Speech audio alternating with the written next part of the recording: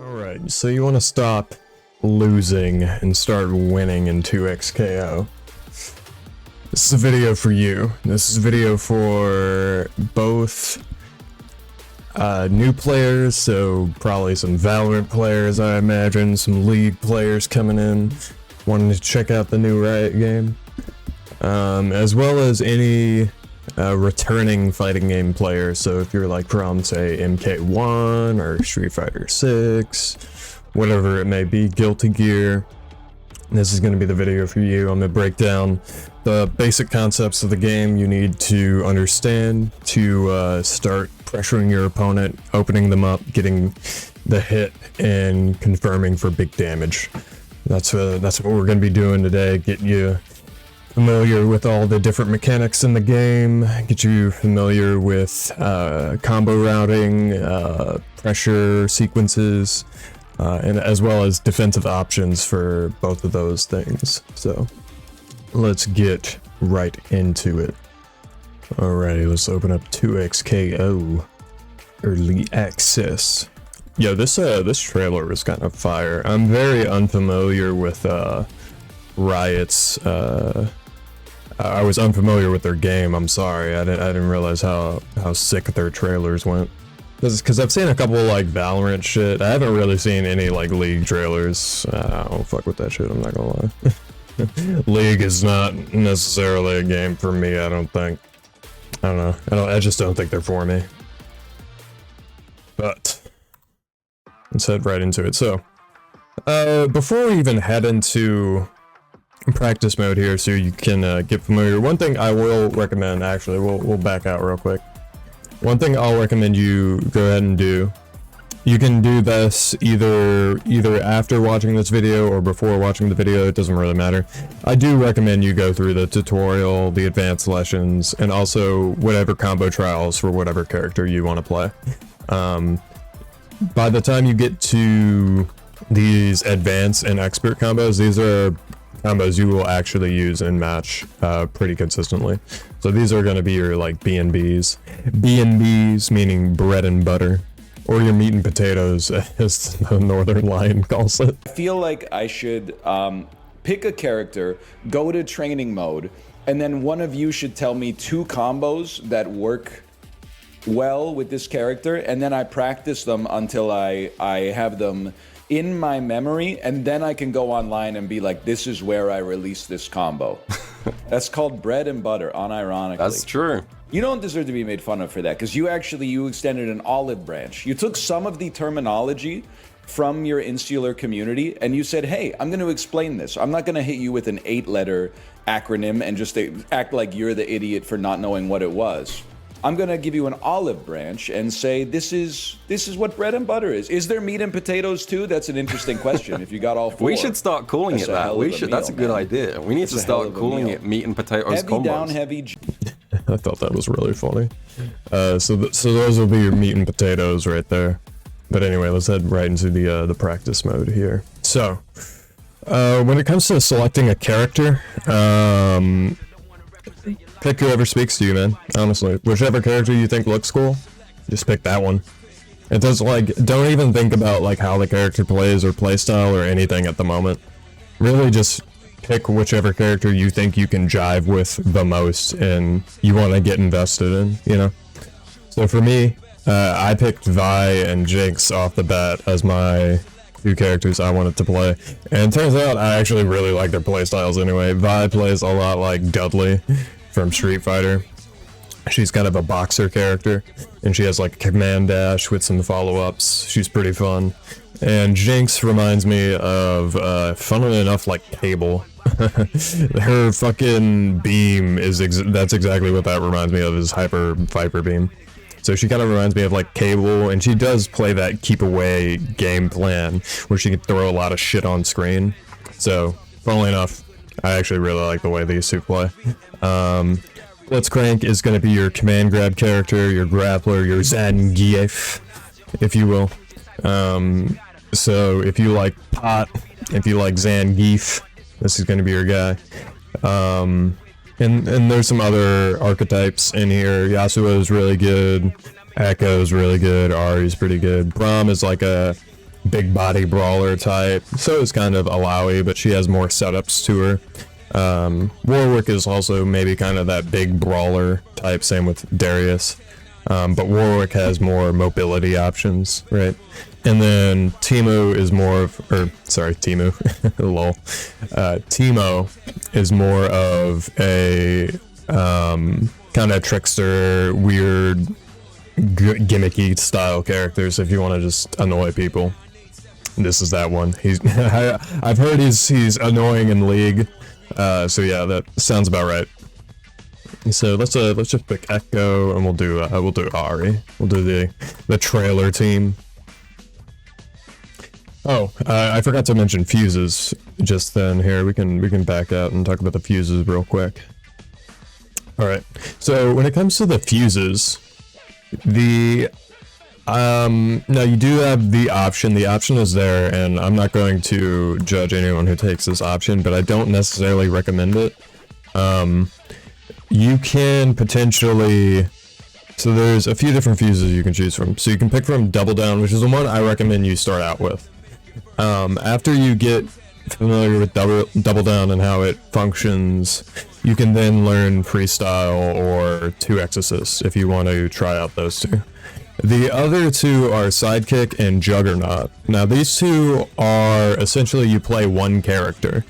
With Juggernaut, you are fully just playing one character. With Sidekick, if you're familiar with how MK1 operates, it's like you're playing MK1.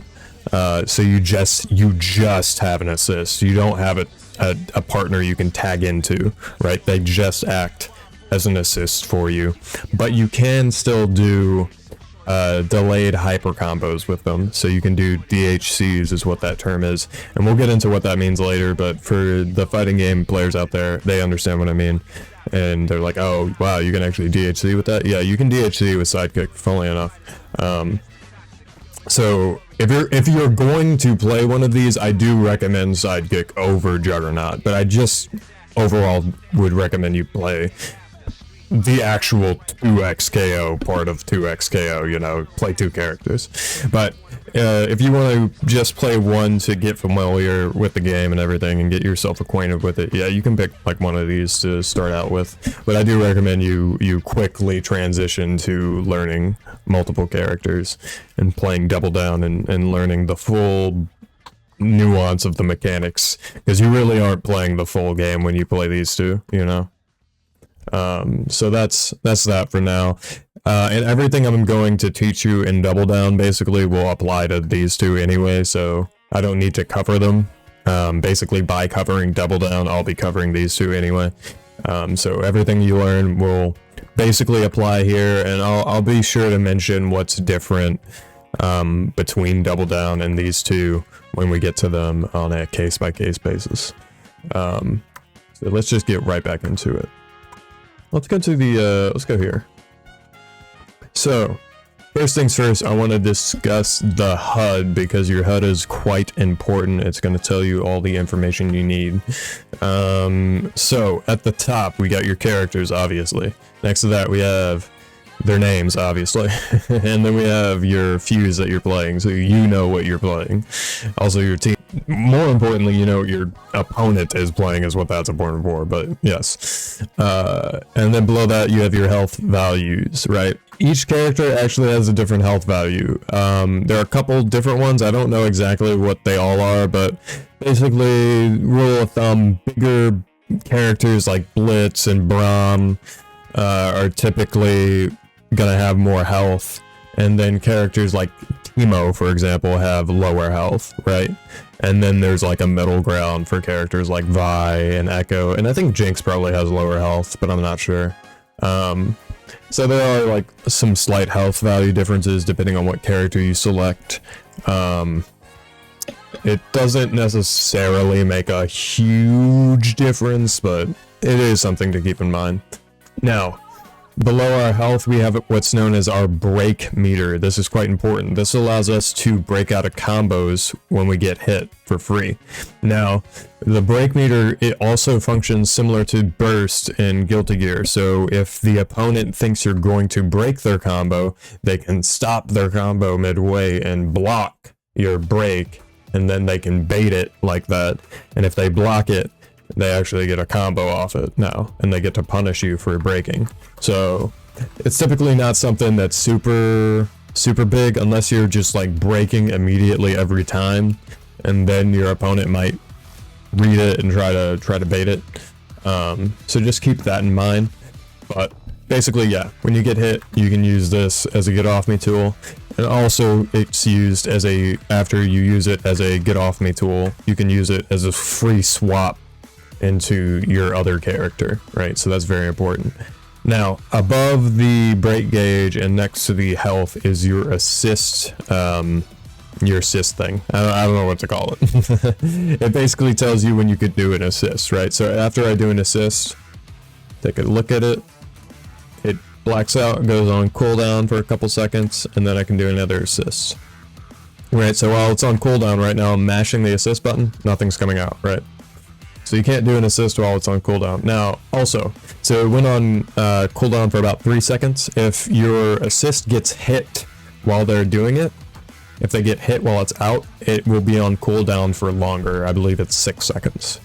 Now, for certain different assists, and for example, in 2x assists, you can do your assist 2 times in a row.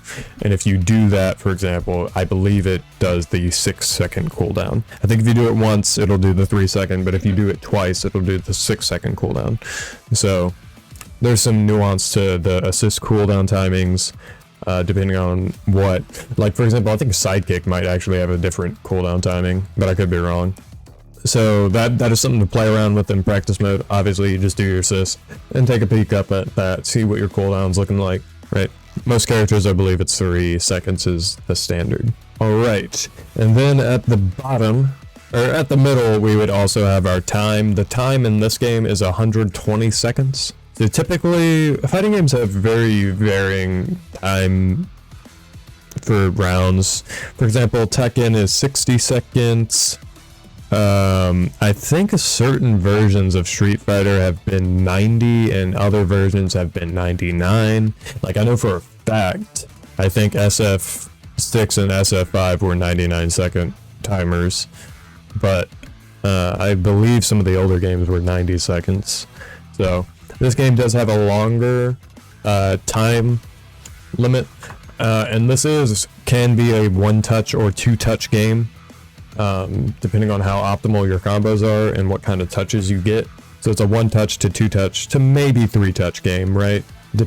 If you're playing optimally, it is probably more like a 2-touch game. Or 2 touches for a character, really. Maybe you get a TOD, right? TOD, touch of death for the unfamiliar. Meaning I tap you and I delete your entire health bar, which can happen. It can happen in Double Down, really only when you go into Fury does it happen, honestly. But there are certain routes in 2x assist maybe, as well as freestyle, that could lead to some TODs. I haven't found a TOD with this team in Double Down without using Fury. I've gotten really close. I got like 90%. So I got really close to a TOD, but not quite. So 120 seconds is a decent. You'll go to timeouts occasionally if you play a more keep away style team where you're setting up and you're not really engaging and you're trying to chip them out and do damage like this, right? If you're playing that kind of style, you might go to timeouts, but if you're playing like Vi, who is heavy rushdown and can get openings very easily, you know, and get conversions super easily off stuff, then you'll probably not go to timeouts as much. But yeah, there's time to work with. I think it's a good time they've put. It feels reasonable. So that's that. And then at the bottom, lastly, we have our super meter, and this is something I really like about this game, especially when you play like actual 2-player games where you're playing with someone else on your team. You both have separate meters, so you have your own super gauges, so you don't share super meter. That's something that's different from Marvel vs. Capcom. Marvel vs. Capcom, I believe they all share one super meter, and I think that's all the games, but I haven't played all of them, so I could be wrong. Maybe one of them you don't, but I'm pretty sure in all the games you share super meter. So in this, that means, for example, if you do like a random super and it whiffs, you can't screw over your other teammate, right? They still have meter to do stuff for them, right? You only really screw over yourself, kind of. I mean, obviously you hinder them now and you can't DHC, but it's, you know, you can't like fully fuck over your team by doing something like that, which I appreciate. So that's the main thing for me that I appreciate about it. But it is nice that you have separate super meters. It means you can DHC more often, and the point character will also build meter for the back character, as you can see. If I land like a couple hits, right, you see I'm building meter for Jinx and myself in the background, which is nice. Alright, so I think that's all about the HUD, so let's go over the buttons real quick. So this game is really, truly only a 6-button fighter. Now, I do recommend adding at least one more macro, so a 7-button fighter, but you don't have to if you don't want to. You can do button combinations for the rest of the inputs. So the main 6 buttons are light, medium, heavy, special 1, special 2, and then your assist button or your tag button. And that's actually all you need. Now the one other one I recommend is a dash button. But for parry and break, you really don't need one, but I would also maybe recommend one for parry, only because I am familiar with an issue in Street Fighter. For example, let me see if I can get one. There. If you look at my inputs, my input history, notice how those first few times, yeah, I'm pressing L and H on the exact same frame, getting it perfectly. But on the last one I did, I actually pressed H 1 frame before I pressed the L and H. That would fuck up a parry.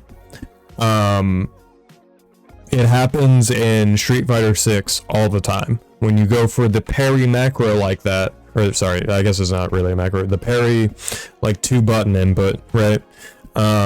You'd sometimes accidentally press a button slightly before the full parry input and you'd get hit, even though you technically would have gotten the parry had you pressed a macro where you got the input, you know, perfectly every time, right? This is me pressing the macro, right?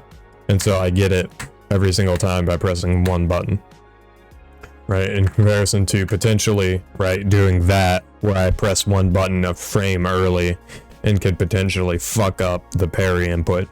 So that is one thing you might want to do. Some Street Fighter 6 players understand what I'm talking about because they probably had to deal with it. I kind of stopped playing Street Fighter 6. I'll get back into it at some point. Yeah, so that is one thing to keep in mind about the parry. But break, you can do a 2-button press for that. That's fine. I don't think you need a button for break. You could technically you don't even need a button for dash. You can, if you're an old head, you probably could do the see, notice how I'm getting like buttons here doing the dash input. Like an old head might be pretty decent at doing this and not really care for the dash button, but I think the dash button is definitely worth it. Because it makes movement really easy and consistent. So those are the main buttons, and then I'll go over the other commands real quick. So you have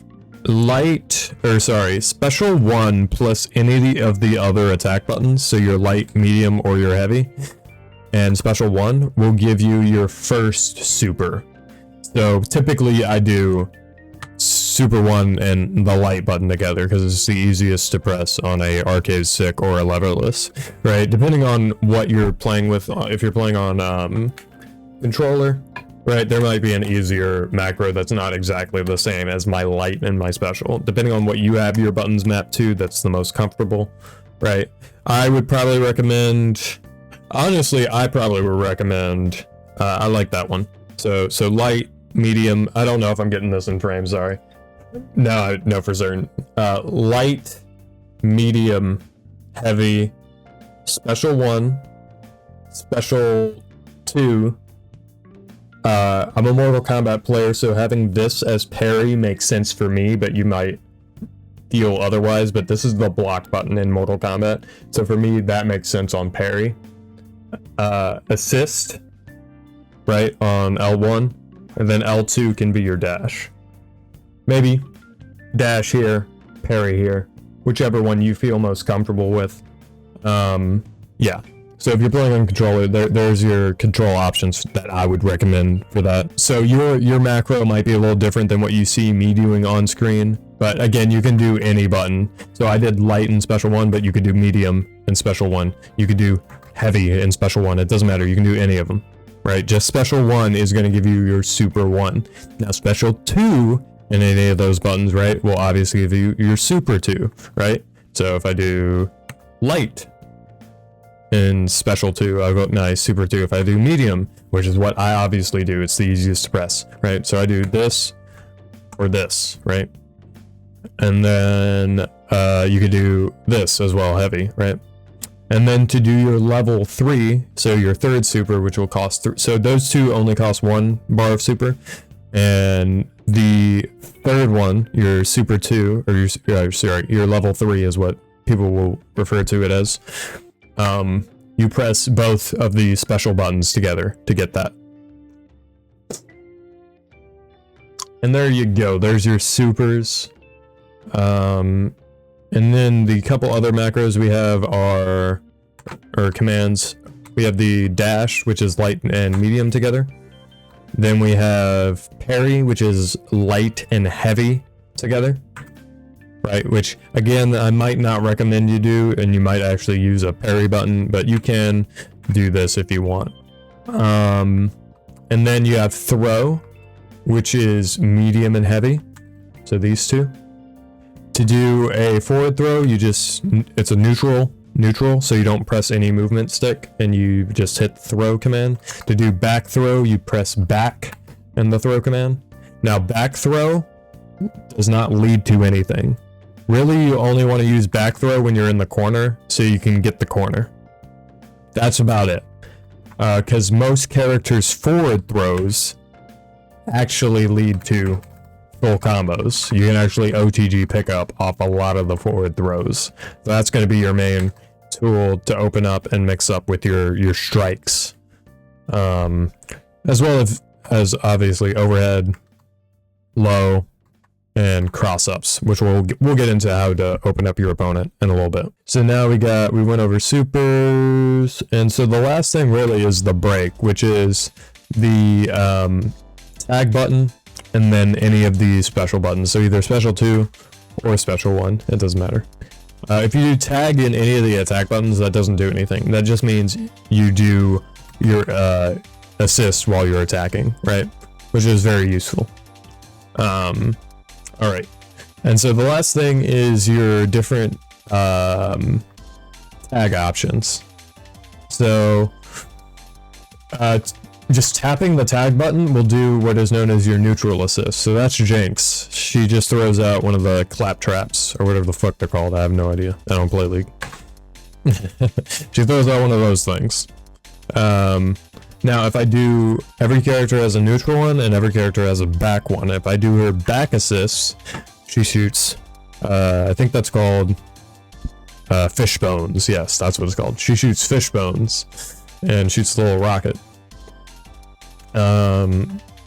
So there's that assist. Now, when your assist gets knocked out, like one of them, and you only have one character left, you actually gain access to what's called a super assist. So I'm gonna show you what that looks like real quick. So I'm gonna take off the auto refill. I'm gonna take Jinx's health all the way down, and so now I'm gonna reset. And so this was her back assist, right? And now this is her down assist, which if you noticed actually cost 1 bar of super gauge.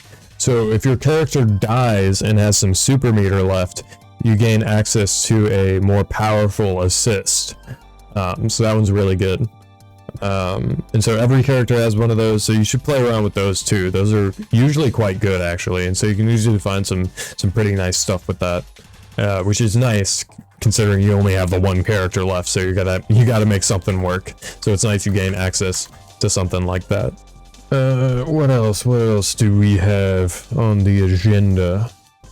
So those are your 3 assists you have basically, and then the only other thing you can do is your down assist. When you, so that was, I said down assist when you lose a character becomes that, but your down assist actually when you do have your character becomes a tag launcher, where you launch the opponent. It's very similar to doing one of your regular just up launchers that every character has. It's very similar to that, except you tag into your other character, right? So it's very cool. And then the last way you can use your assist button is you can hold it to tag in to your other character, sorry. Now, one thing to note about doing this is it actually it has some recovery to it. It takes time to come out, so you can get hit while you're doing this. So you don't want to do it right up close to someone like this. You really only want to do it from far away where you got some time to get it out, and there's no risk of getting hit while you're doing it, right? And that's basically everything. And so the last thing I want to talk about before I go into actually doing some like basic combos, something like that we'll talk about, is I want to go over what's known as frame data. For the uninitiated, this is going to be some very interesting, or maybe not, it's going to sound like school for a little bit, but bear with me. For the fighting game players out there, they already know all about this shit. They've already taken the course, they're already experts, they passed with flying colors, they all got A's. But for you Valorant and League players, actually you're gonna understand the concepts, because they're in other fighting games, just not as important as they are in a game like a fighting game. So I'll use old school Call of Duty as an example. In COD, at least how it worked in older CODs. I'm not sure about now. In COD, there's a basic mechanic everyone probably innately understood at some point and figured out and started implementing themselves, known as a reload cancel. So or I don't know what the term was for it, but like, I mean, that's what I'm gonna call it. A reload cancel. So one, if you do a reload, let's say I have 3 bullets left and I want to reload my gun. If some guy comes up on me and I'm reloading, I can't do anything, right? I can't shoot him, right? So I'm like cooked. But in COD, there was one option you could do to potentially save yourself. You could potentially sprint out of the reload animation and you would cancel it, and then you were actionable again and you could shoot. And so I could potentially use those 3 last bullets I had to maybe kill him. Or there is another option. I could let the reload animation play out just until the clip comes in, and just until the actual counter on my screen changes from 3 to 31 or 30 or whatever it's going to say. I don't think they actually counted for the 1 bullet left in the mag in that game. I'm not sure. Some games account for that. Some games don't. I don't think early COD did. So when it went from 3 to 30 or whatever the fuck, as soon as that happened, I could sprint then and actually cancel the rest of the reload animation, but still get my reload, right? So there was actually more to the animation. I would still have to wait longer normally, but I could sprint and cancel it quicker. And so the idea of this being every animation in a game has 3 basic states. It has the startup state, the recovery state, the startup state, the active state, and then the recovery state. So, for example, I'm just going to press a button here with Jinx, or Vi, sorry. There you go. Now this bar we have in front of us is super useful. I'm thankful they added it. I actually recorded this video earlier in the beta, and the practice mode did not have this, and so I'm glad I actually had to re-record this video anyway, because now we have this to explain frame data for the uninitiated. So, as you can see, it takes 5 frames of startup before the attack of this punch becomes active. That's what that green bar is. Each little box represents a frame. The game runs at 60 frames per second. So this attack, notice how it tells me on the little orange box there, 6, that is the first frame it is active. Notice if you look up at the box at the top where it says max damage, hit stun scale, and then frame, it says 22, 6, and minus 22. Now the 6 there tells us our startup. The 22 tells us how many frames in total the attack takes. And the negative 22 tells us we didn't hit anything. Now, if we were to, for example, hit Echo, now Echo is in hit stun after the attack hits him on frame 6, which you notice, that is when his bar starts, right? Now he is in hit stun for 14 frames. So now that minus 22, right? Because the first time I did it, the minus 22 comes from the fact that Echo isn't doing anything. He can do anything that entire time Vi is doing this attack, meaning I am minus 22. He could have hit me for 22 frames and there was nothing I could have done about it, right? Because I'm sitting here doing this attack. So when I hit him, it now becomes minus 3 because he is in recovery for 14 frames. There's nothing he can do for 14 frames while he's getting hit. So it goes from minus 22 or whatever the fuck to minus 3, right? So now he is actionable actually 3 frames before I am. But let's say I hit him with something else. Let's say I hit him with this, minus 1. So now it's a little closer. So now, for example, if I were to do this attack, comes out in 6 frames, right? He would have to do something that also comes out in 6 frames to beat me, because I am 1 frame slower than he is, and this is quite a fast attack. 6 frames is actually the fastest attack in the game, which is quite important to understand. That basically means anything that is minus 7 on block is going to be unsafe in this game, right? Because this comes out in 6 frames. Technically, anything that's minus 6 is unsafe, but you also have to be close enough, right? For example, let me get him to block something. That's minus 2. So, but even if that was minus 6, doesn't matter. You can't hit me, right? So it's still safe. That's why I say minus 7, right? It really depends on what the pushback on block is, right? So that pushed him back quite a bit. So even if that was minus 8, it would still be relatively safe because, you know, this comes out in 11 frames. So only if he had an 8 frame button that could go that far would he be able to punish me. So this is seems like a very nuanced concept to the uninitiated, but this is a very basic idea and concept in fighting games for anyone who has played them for over a year. This is something you learn in every fighting game, is the frame data and how the frame data behaves and how attacks interact with each other. For example, if you do an attack and get hit while doing attack, you get counter hit. So for example, this move here, that was minus 1. If I turn on counter hits real quick, counter hit settings, always, it's now plus 7. So if he was doing something and got hit while he was doing something, Now this attack becomes +7.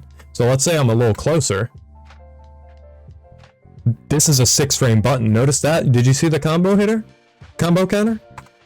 That becomes a combo now because it counter hit and it's more plus. Now, if he doesn't get counter hit, that's not a combo. But now, oops, it becomes a combo.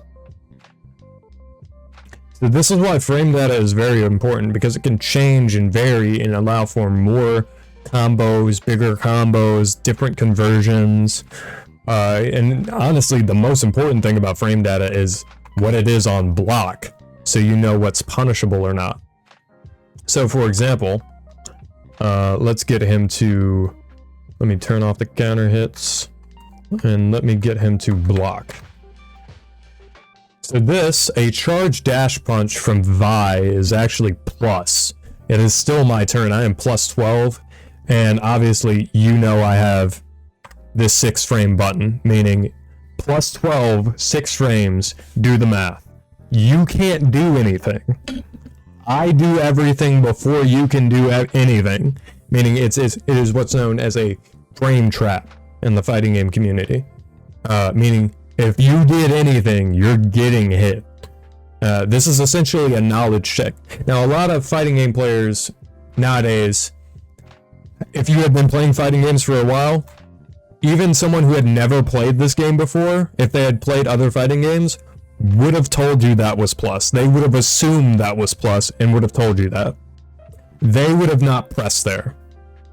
But if you're not if you're unfamiliar with fighting games and you haven't played before, yeah, you're going to see that and just maybe press after it, right? You're not going to really think much about it. But a fighting game player who has played fighting games before would immediately know that's a plus frame button, right? They would immediately know a charge dash punch like that. Yeah, that's just probably plus. So yes, so this is another concept we were going to get into a little later, was the idea of pressure and frame traps, but I just wanted to cover it now a little bit since we're discussing frame data. So yeah, there's a frame trap right there. But if I do an uncharged dash punch, oh sorry, it's kind of spaced. If I space it for 1, notice how it said -3 at first? Now it's -1 because I backed up and did it. Now it's +3 because I backed up even further and did it. And the concept of this is, and I'll explain this, and some of you might not get it, but the basic concept of this is I am hitting with the later active frames of the attack. So notice how active this attack is. It is active for 12 frames, right? It takes 13 frames to start up. It's active for 12 and recovers for 20. Now, if I hit on the very first active frame, right? Echo got hit on frame 13. The move is -7, unsafe, if I hit on the very first active frame of the dash punch. However, if I hit on one of the later frames of the dash punch, it now becomes plus. This is a very important concept. There are plenty of fighting game characters that behave this way. Terry, Balrog, right? Plenty of characters that have a dash punch style move where if you hit with the later active frames and space it correctly, you're rewarded by keeping your turn, right? Instead of getting just straight up punished, right? -7, like I said, punishable. 6 frames, baby. Come on, right? Now, some characters don't have a 6-frame button. Vi is privileged in the fact that she has 2 6-frame lights. But for example, if I switch to Jinx here, and also look at the recovery of the tag assist, takes 33 frames. All that time, you could get hit, right? And this is why the frame data is very important. But Jinx, for example, 7 frames. What the fuck? Right? So for example, that dash punch, I'm actually not sure if the 7 frames punishes it. I think if it is -7 and the button is 7 frames, it will punish it, right? I think that's how it works. I don't think it has to be like 1 more frame or there's a frame, or if it becomes active. Because some games actually, I think Mortal Kombat I think that's the reason why I think like this. Mortal Kombat tells you the startup. The move becomes active after their startup number. So if a move is 7 frames on startup, it's active on frame 8, I believe, how it works in Mortal Kombat, and that's why I think that way. In this game, when they say a move is 6 frames on startup, that means on frame 6 it is active.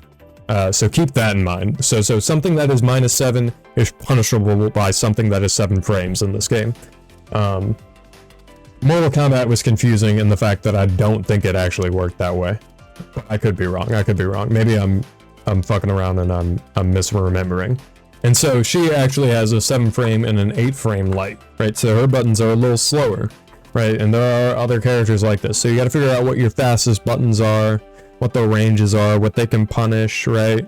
And so that's the basic idea of frame data. And of course, the idea is you want to never do anything that is unsafe. You always want to keep something safe. For example, this is -11. This is -13, very unsafe. So this, if I would do this on block, I want to keep it safe by doing something like that. Even though that is -11, right? But if I shoot the rocket, now it's -6, right?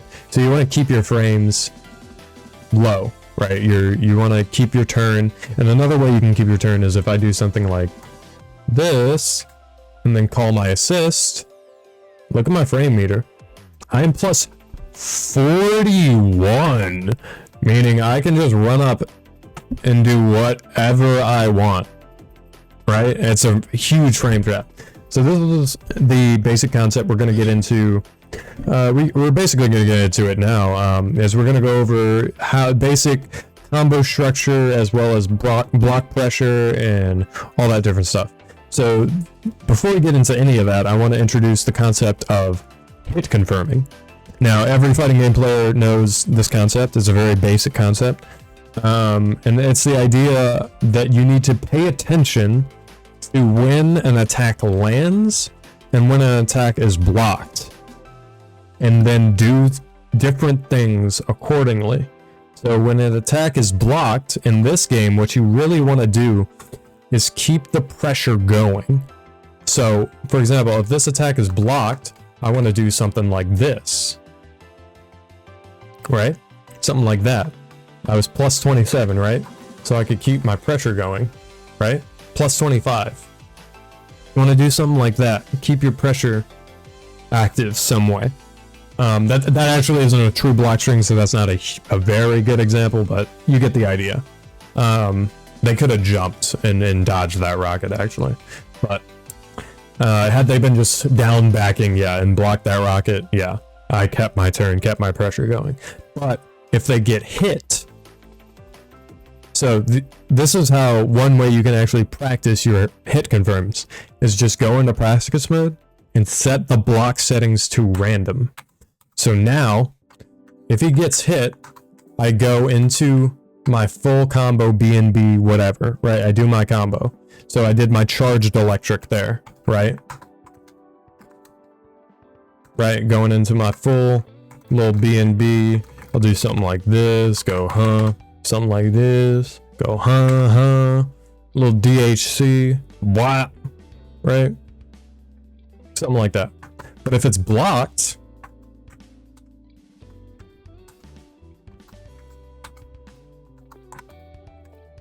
go into my block pressure. I was like, please block eventually, Echo. I was like, I turned on the random settings, so it was random, so I was like, please fucking block at some point, Echo. But yes, so if he blocks it though, you want to go into the block pressure sequence, right? So this is your basic concept, right? And so you can sit in practice mode and practice this. So now we'll go over what you actually do. So the main sequence that every character will have in the game, and you'll basically to do your most optimal B&Bs and create your own combos, you're essentially going to be doing some variation of this route. Basically, you're just adding on top of this basic route. The most basic route is light, medium, heavy, chain together. So, wop, wop, wop, like that. In quick succession, right? Light, medium, heavy. Then you want to do down heavy. This is a universal launcher that every character has that will launch the character. It's also a very good universal anti-air option that every character has. So if some character keeps jumping in on you, you can use this to anti-air them, right? It'll hit them up and you'll dodge their jump attack and hit them into the air and you can get a full combo. All right, I'm gonna turn off the random block real quick. So your basic combo route is light, medium, heavy, down heavy. You then want to do what's called a super jump, which is very easy to perform after a down heavy. All you have to do is hold up. Just jump up with them. To do a super jump, actually, in neutral, what you do is hold down, or you press down for a second, and then up. So this is a normal jump. That's a super jump. And so this is a normal jump. And that's a super jump. Right, very important. You can get in from very far away using, and that, keep in mind that was from stationary. If I dash into a super jump, you see how much distance I can cover? Right, so that's very important. It's a great way to get in. Of course, they could anti-air you though, so you got to pay attention, right? Very important. So the basic combo goes light, medium, heavy, down heavy, super jump, and then it's super simple, light, medium, heavy, and it's a special. Usually every character has some kind of air special they can do that'll either ground the opponent and allow for them to either cancel into super or something, or they might have a way to cancel into super in the air, and so you might do light, medium, heavy, and special, and it doesn't knock them down or anything, and it keeps them in the air, and you just do an air special. So for Vi, that would look like wop, and then I can do this special move. That's her super 2. There you go, standard little B&B. Nothing too hard, and it does decent damage as well. And so that is essentially your basic combo structure, and every character has something like that. So now if you want to get more fancy with it, if I use one of her, there are a couple different ground bounces in the game, and this is where I recommend you go play the tutorial, because it'll explain it a little better, because I can't just remember off the top of my head what all the different, there's like wall slumps, there's a ground bounce, which looks like that, right, where they bounce up. There's a wall bounce where they bounce off the wall, like that. So there's a couple different ways to extend combos using that route, but the main thing to keep in mind is you can't do 2. If you do 2 wall bounces or 2 ground bounces, you will get what's known as a limit strike. Now, limit strikes aren't necessarily a bad thing. They can be good. You can go for them if you want. Limit strikes are good because, for example, if I hit them really quickly here and do a limit strike, look at how much meter I gain after that limit strike. It's a meter gain thing. You can go for a limit strike and gain a half a bar meter basically for free at the end of a combo. So that's really the main thing, but it can also be used to, it's not really a hard knockdown state, but it's essentially a reset state where your opponent has to tech a certain way, and you knock them down and make them have to guess. And so if I, for example, put them in an air tech, right, if I do 2 wall bounces in a row, he has to tech in the air there, meaning I could potentially dash up and air throw him or air attack him, and I'll have the frame advantage, right? Again, so it'll be a frame trap, so he has to hold that, right? He'll still be recovering from his air tech, so it's not like he can hit me before I can hit him. So either he has to hold that air throw or hold an attack, right? So limit strikes aren't a bad thing. You can set them up for certain things. But the idea is you cannot do 2 of the same kind of wall bounce, wall slump, ground bounce in the same combo. For example, Jinx's dive kick does a ground bounce. If I do 2 dive kicks in a row, limit strike. Now, and it doesn't even have to be 2 of the same style thing. If I do this ground bounce and then do this, that's a limit strike too. So you can't do 2 of them. The second you do 2 of that style of combo extension, you're gonna get a limit strike.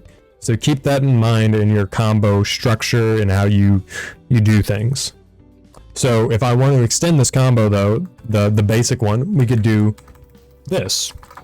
We could add this in and then do that. Look at that. Look at how much damage we got from just doing that. And that wasn't hard. That's just doing special 2. After we do our light, medium, heavy, go into special 2, dash up. We can do light, medium, heavy, down, heavy, light, medium, heavy, right? Very simple combo. Now, notice how he popped out. That's an example where you want to, where you can, you want to keep these lights out, right? You want to do just more medium, heavy. So for example, a more optimal combo would be to do heavy, medium, heavy, this, medium, heavy, down, heavy, medium, heavy, soup, special. That's a more optimal combo by taking out the lights, because what the lights do is actually add more scaling to the combo. They don't actually add more damage, because notice just this hit doesn't do all that much. It does 40, whereas these hits do 60 and 80. So they're going to do more damage per hit while doing less hits, meaning less scaling. The more hits you have in a combo, the more and more each hit will do, or the less and less damage each successive hit will do, the more hits you do, right? So the more and more hits you add to a combo, the less each hit will do after. So by erasing those lights and taking them out, since they don't do a whole lot of damage anyway, and by keeping our heavier damage buttons, we are actually optimizing the combo more. So a more optimized combo is this. Oh, my headphones want to disconnect from my PC and connect to everything else that gets a notification. I'm about to just turn off all these other devices. I'm making a video, like, come on now. So, yeah, so by erasing the lights and keeping these mediums, we can make the combo a little more optimal. Right? So that did 452. Now I'm gonna do it with the lights in there.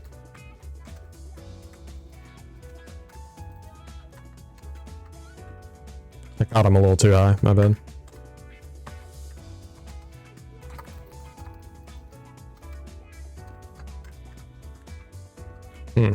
Sorry. See, I mean, the lights even just make it harder in some cases. Sometimes it can make it easier for a combo, but sometimes it can make it a little harder, even. Yeah, I might have to do just light, medium, into down, heavy, actually, if I want to try this.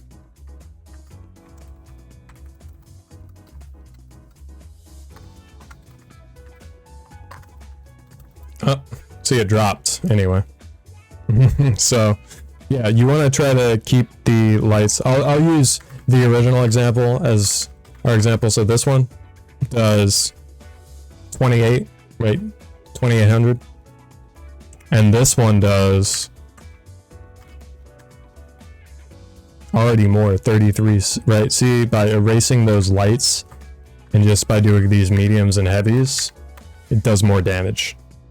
So keep that in mind in your combo structure as well, when you're trying to extend the combos. But basic rule of thumb: light, medium, heavy, down, heavy, light, medium, heavy, air special.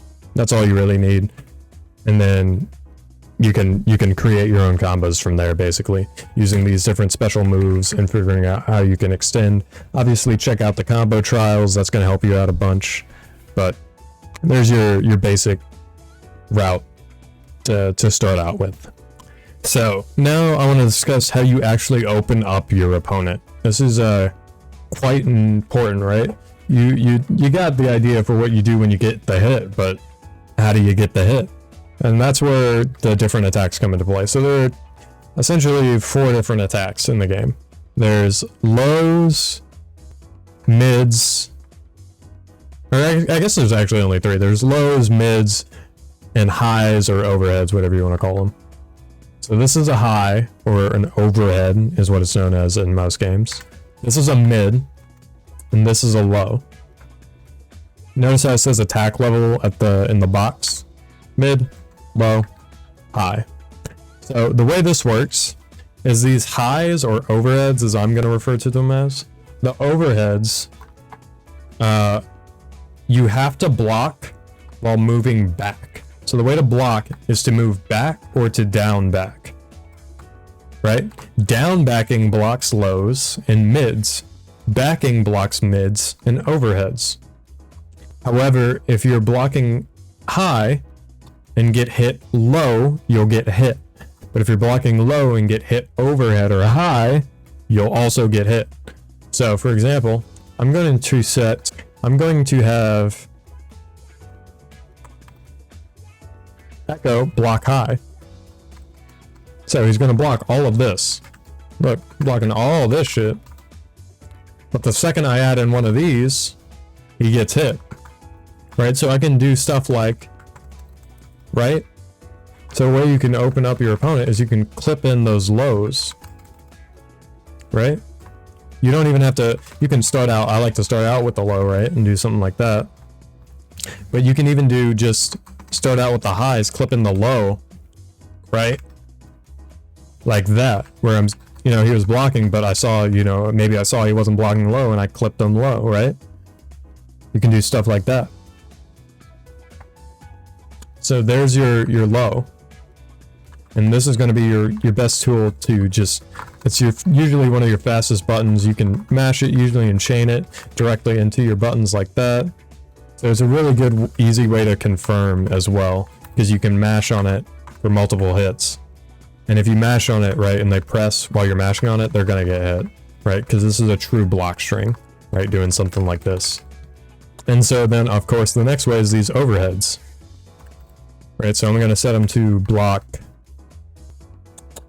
low. Hit them with this overhead.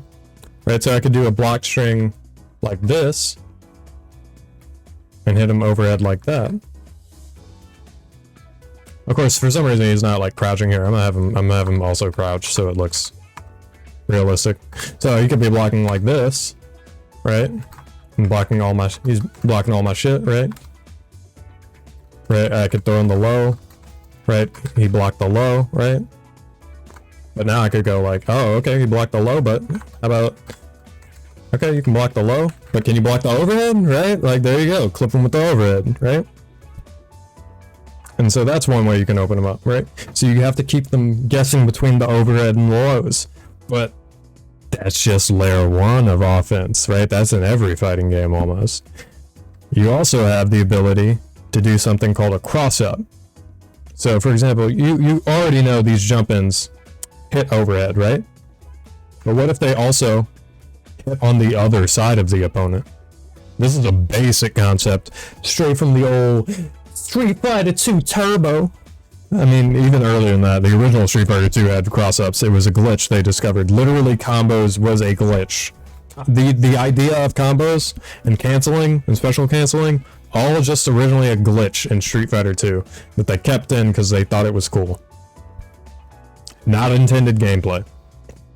It's crazy how that non-intended gameplay is now the most intended gameplay in fighting games, But, continuing.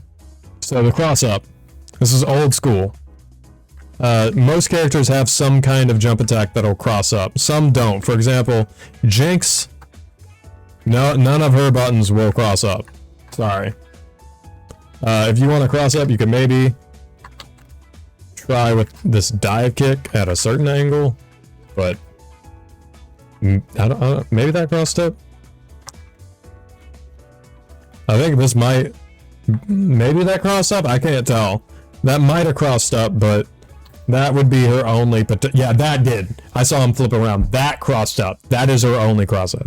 So some characters might not have a true jump in cross up that they can use super consistently, but most do. Echo does, Ari does, Vi does. So most characters do have some kind of jump attack, whether it be a command attack, for example. Some characters have like a jump heavy, but also have a jump down heavy. This is Vi's jump down heavy. It's actually this weird, like, weird redirect jump thing. I don't know what to call it. It's like a second air jump or some shit. But yeah, she has that. But some characters, for example, Echo, his regular heavy is kind of like this or whatever, but then his down heavy is his cross up. Right. So that is one way you can also open up your opponents is with this, because obviously with a cross up, you go from having to block one direction to having to block the complete opposite direction all of a sudden. So another way you could do that is, for example, something like, whoop, on the other side of you now, boy, you better switch directions, right? Now that comes out in about 30 frames, right? This dash, 32 frames. That is on the, what we would call reactable in the fighting game community. Even this overhead at 25 frames, even online, would be considered reactable in the fighting game community. This is a fairly reactable overhead. It has a pretty, and to me, what a lot of fighting game players, even in the community, don't understand about reactability to a move is the move has to look a certain way at a certain point in the move to even start to be reactable. It doesn't necessarily even matter how long the move is at 25 frames. What matters more is that you can recognize that this is the move that Vi is doing at least by frame 5 or 7. Right? That is the more important part, is that by frame 7 she is doing this already, so you know what attack she is doing. And then you have time, you have the rest of those 25 frames to react to it, right? It's more important that you can recognize what the move is early and that it has a very obvious tell than whether or not it's 18 or 20 or 21 or 19. None of that shit matters. What matters more is that you can tell what move is coming out early on in the animation. This is for the fighting game players who are watching the video who don't understand that concept. This is for, because like, I know there are a bunch of Mortal Kombat players who don't get that shit. Like, I know for a fact. Alright, because that is a concept no one discusses when they bring up the reactability of a move. I swear to God. They always just talk about, oh, it's 18 frames, it's 19 frames, it's 20 frames, that's reactable. It really depends on when you can tell in the animation. Because yeah, a move can be 20 frames and technically be reactable, but if I can't tell until frame 10 what move is happening, then it's not reactable. There's my little rant. I went on some Tom Brady shit, my bad. MK Tom Brady shit. I made some comments that, oh, Tom, you're hating on Sonic Fox. The NRS community can't be pleased. Unless you say, hail to the king, praise the Messiah himself, Lord Fox, you are hating on Sonic Fox. Let me give you an example. There was talk of, is Sonic Fox, not the NRS GOAT, the greatest Mortal Kombat player of all time? And my comments on this were, you know, Sonic Fox is he's on the Mount Rushmore of all of fighting games, one of the greatest fighting game players, period, not just Mortal Kombat, fighting game players to ever live. He is the greatest NRS player of all time, and he is on the Mortal Kombat Mount Rushmore. Now, there is no one singular Mortal Kombat GOAT, too many Mortal Kombat games through too many eras, and Sonic Fox didn't play 80% of them, so of course I can't call him the GOAT at a particular franchise where he didn't play 80% of the titles. Now, he's on the Mount Rushmore for it, on the Mount Rushmore of all the fighting games, and the greatest NRS player of all time. I gave him high praise. This was considered hating because I didn't bow down and kiss the feet in every possible area. So, all right, moving on. We're almost done, boys. We're almost done. For those of you still with us, the last concepts. So we covered overhead, lows, cross-ups. Those are your basic ways. We covered using your assists on block pressure. We covered confirming, different things like that. Of course, you could find different combo routes, of course, using assists as well. You can use your assists in combos, but I'm not really going to cover that too much. Again, this is a basic guide. I'll have a more advanced guide coming out, and maybe we'll cover some more advanced techniques. For example, like doing your assists into, for example, doing something like this and doing your calling into your assist like that instead of doing a straight DHC. We'll cover stuff like that in the advanced guide, which it'll come out soon. I'll make it at some point. But for now, we're doing the little beginner's guide for everyone getting into the game. So the last thing is push block and retreating guard. So these are two of your, basically I just want to cover the defensive options in the game. So these are a couple of defensive options you have in the game. So what I'm going to do is I'm actually just going to set, I was going to set him to do something, but instead I'm going to have him just play me at a level 5 CPU. So two ideas, push block and retreating guard. Push block is going to be your best friend. So you might be saying, well, how do I deal with all this oppressive offensive shit? Like, people's mixing me up with these overhead, these lows. They're putting me into block pressure for God knows how long. With these assists, they're doing 2x assists so they can do it twice in a row and keep me in block pressure. Do it 2 times in a row, right? How do I get out of this shit? Well, that's where push block comes in. So if someone's pressuring you, holy shit. If someone's pressuring you, oh my god, what is this CPU? What is this CPU? Oh, it's because let me turn off their meter, because that's all they're gonna do apparently. Yeah, you guys don't get meter anymore. Stop that shit. Yeah, what the fuck? Okay, if they're pressuring you, you can press the assist button while in block stun to push them off of you. So if you do it at a certain timing, for example, when they're doing something that's super oppressive, like right at the moment they do it, right at certain points in their block pressure, you can push them off and potentially get a punish depending on when you push blocked and what they were doing, right? So it's very important. Now, the one thing about the push block is, you saw it the first time, Jinx got hit, right? Your teammate comes out so they could potentially get hit. But it's not all bad, because you can also use it to tag into your assist, assuming they don't get hit. Hold on. Oops. Right, and it has to be in block stun. If you press it while you're not in block stun, you obviously will accidentally get an assist and not get your push block. But you can use it as a way to get into your other character as well, like that. The other option you have is to press the dash button while getting blocked, while you're blocking. This will do what's known as a retreating guard. Now, of course, doing a push block takes your assist thing. It costs your assists. The little thing I brought up in the beginning, you know, the little thing at the top, your cooldown, your assist cooldown, it costs assists to do the push block. So you can't do it all the time. So your other option that you have is what's known as a retreating guard. Now, this can be good because it just creates space off block pressure, right? So it can potentially get you just out of block sequences if they're not super tight, right? Notice how I just kind of got out of that, right? I didn't have to hold all that much of it because I was retreating guarding. Now, of course, you can get hit while retreating guarding if they hit you with something long range enough. So you don't want to just mash on it all the time. But it is a solid option to create some space. So you have that. And again, that's just dashing back after blocking something. Right?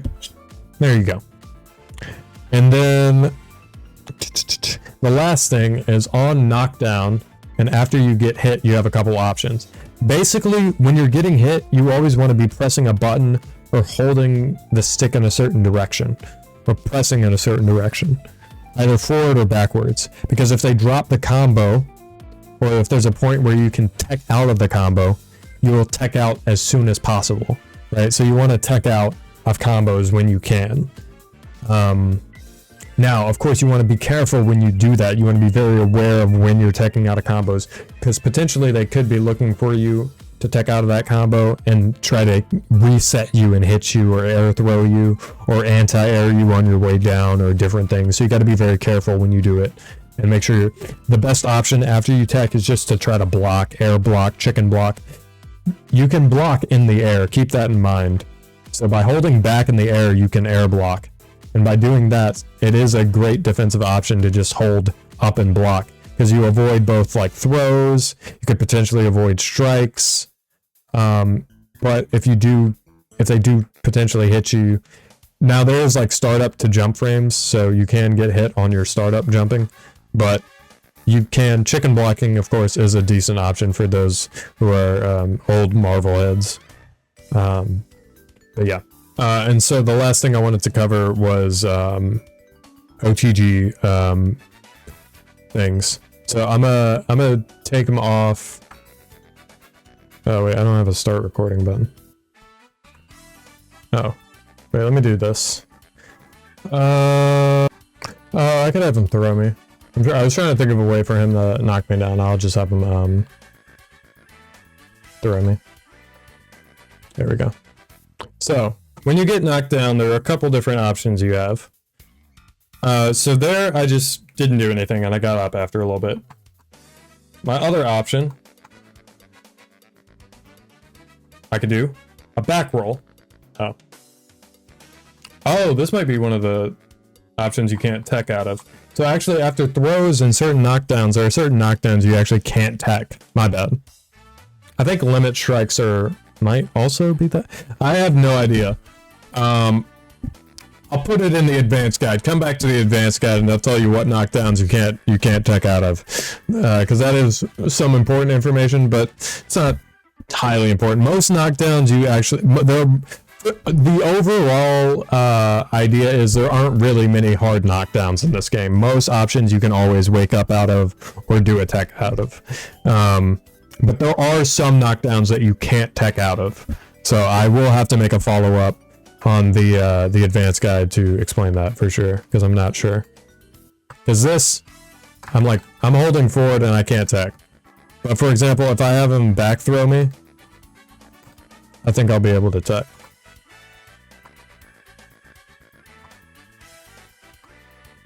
Like I said, so there are certain knockdowns that you can tech out of after you get knocked down, but there are some knockdowns. I'm just not sure which ones they are, because there are a few. I was playing around with a few knockdowns myself, and I was finding that they were still being able to tech out of them. So for the most part, you can tech out of most knockdowns. I think that's fair to say, but check out my advanced guide if you want to know more about the knockdowns and which ones you can tech and all that stuff. It'll be in that one for sure. But basically, so then my other option I have after I get knocked down, so I can tech forward or I could tech back. I could also hold one of these special buttons to do a get up attack. So that's going to be an invincible attack that doesn't have a whole lot of range. These are universal. This is a universal wake up attack that everyone has. Looks the exact same. And it has decent range, but it does have a lot of recovery to it. Notice how I was in recovery for 60. I am negative 65. So if you whiff this, you kind of die. Also, if they block it, you also die. I don't know what it is minus on block. Let me have, oh, you should have a sweep. Yeah. Oh, it goes far. I was trying to get him close enough to block the wake up so you could see what it was on block. But it is also unsafe on block. I'm not sure what it is. It's probably minus 15 or some shit. Maybe even more minus than that, honestly. But yeah, those are your defensive options. And that's about it. Yeah, you learn some offense, some defense, learn about push block, learn how to get people off you, learn some combo structure, learn some block pressure sequences, which are pretty simple. Your block pressure, again, is just light, medium, heavy, some kind of special move into an assist that keeps them, you know, in block pressure so you can continue the pressure, right? That's it. Game is honestly pretty simple. It has some complexities to it, but once you get the hang of it, you'll get it for sure. The one thing I didn't cover really is Fury either. All Fury is after it acts also as a break, so you still have a way to get out of combos even after one of your character dies. And then you just get a damage buff, and you also get the ability here. I'll show it to you real quick. I might as well. So let me do Jinx dead. So Fury also just works like a normal burst, right? But if you do it when they're getting hit, it also acts as a combo extension. So you can actually combo into it if you want. So I can go bop, bop, bop. Oops. Oh yeah. Right, so you can combo into it. But one of the main cool things about it is it allows you to cancel your buttons into a dash. So for example, this is a block string. I was just doing medium heavy dash, medium heavy dash, medium heavy dash. And that was all a true block string, right? Had they pressed anywhere, they would have gotten hit. And so you can do cool dash block pressure like that. And obviously, doing something like, doing something like, row would be an option as well, or overhead, or go low, right? You can mix them, or cross up, right? You can see how the Fury can lead to some nasty situations. And then also the damage buff. So for example, if I get a hit, if I get a hit, oh my god, I'm doing it too late.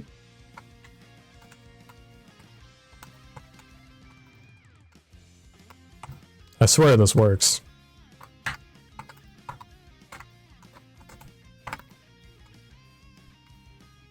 And it leads to, obviously, a TOD, which is why I'm trying to show it to you.